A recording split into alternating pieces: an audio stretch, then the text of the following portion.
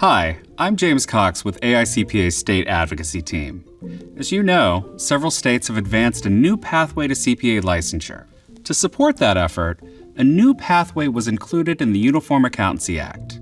The UAA is a model legislation that can be adopted in whole or in part to meet the needs of each licensing jurisdiction.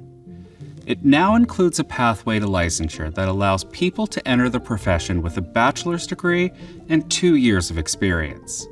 The existing pathways of a master's in accounting or a bachelor's degree plus 30 hours and a year of experience are still available. Students can choose the option that best works for them.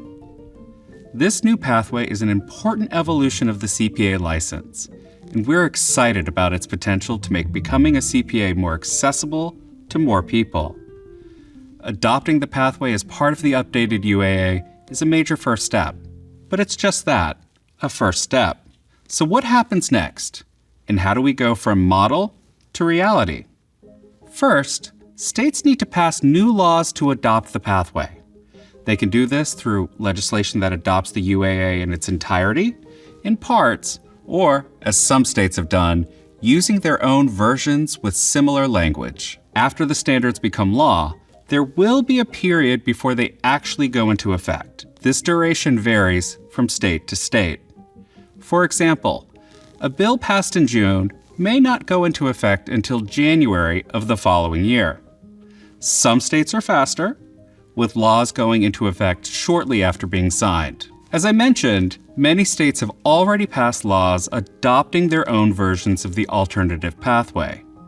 The changes create both an additional pathway to licensure and provide mobility provisions.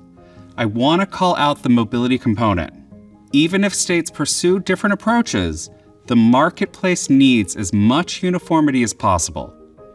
Uniformity ensures widespread recognition of the pathway and will minimize disruption to mobility as new licensing requirements are adopted.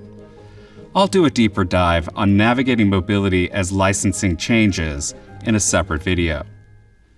The bottom line is that in the coming months, we need a concerted and coordinated effort to make the benefits of the new pathway available to students.